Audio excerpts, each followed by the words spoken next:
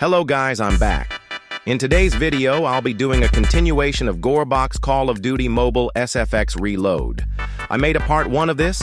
I recommend watching it above here and then coming here after. Make sure to drop a like on this video and subscribe to my channel.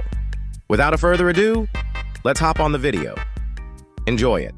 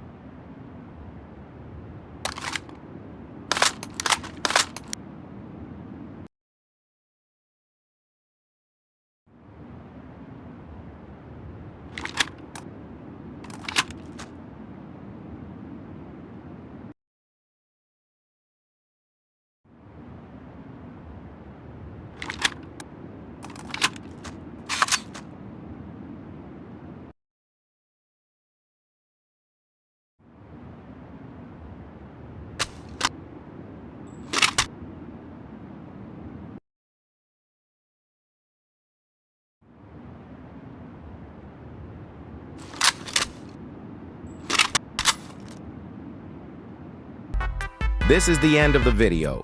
I hope you guys enjoyed the video.